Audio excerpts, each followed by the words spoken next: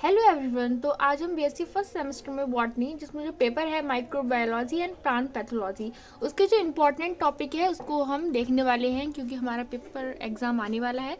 तो ये unit first है, तो उसमें हमें माइक्रोस्कोप के बारे में पढ़ना है और ऑटोक्लेव दिया है। ऑटोक्लेव है जो बहुत इंपॉर्टेंट है। मैंने इतने साल के पेपर को एनालाइज किया तो उसमें ये क्वेश्चन बहुत पूछा गया है, ऑटोक्लेव, ठीक है। एंड सेंट्रीफ्यूज और कॉलरीमेट्री, ये तो लॉन्ग में भी आंसर आया, ये भी इंपॉर्टेंट है। फर्मेंटेशन, जो कि आपने पहले ही पढ़ चुका होगा, और स्टेनिंग टेक्निक्स, जो कि आपको पढ़ना है, ठीक है। फिर उसके बाद अगर हम यूनिट सेकंड की बात करें, जिसमें कि सेल स्ट्रक्चर, जो कि प्रोकैरियोटिक और यूकैरियोटिक होता है, जो कि आपने पहले ही पढ़ चुके होंगे। और जो ग्राम पॉजिटिव और ग्राम नेगेटिव बैक्टीरिया है वो बहुत इंपॉर्टेंट है, बहुत पेपर में आ चुकी हैं। और जो कीमोटैक्सिक्स है ये भी बहुत पेपर में आया, ठीक है, ये भी इंपॉर्टेंट है। वेज कल्चर हो गया। और रिप्रोडक्शन एंड रिकॉम्बिनेशन देखना है हमें बैक्टीरिया में।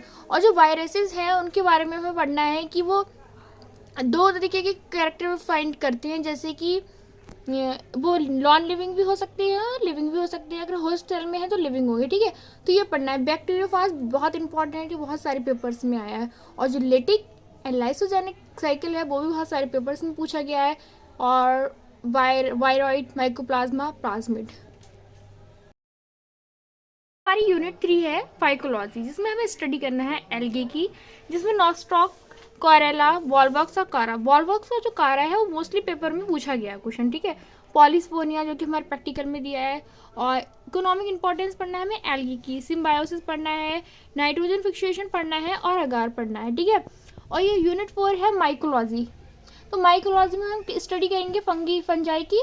तो इसमें हमें फंगी के बारे में पढ़ना है और इकोनॉमिक इंपॉर्टेंस पढ़ना है। और राइजोपस, एस्कोमाइसिटीज और वेस्टिडियोमाइसिटीज और पेनिसिलम।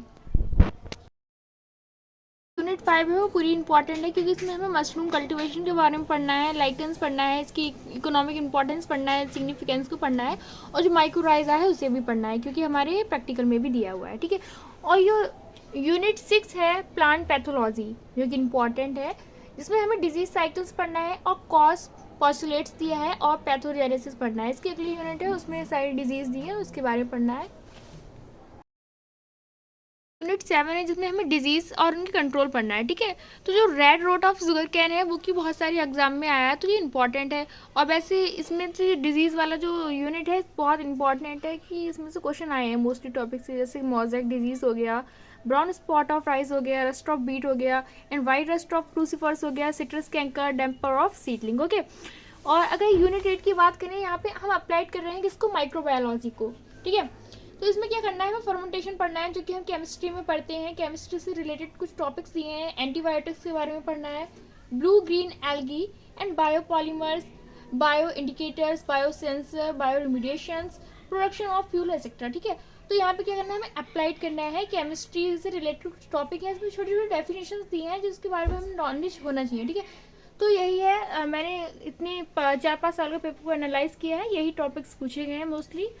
आई होप आपको समझ में आया होगा। Thank you.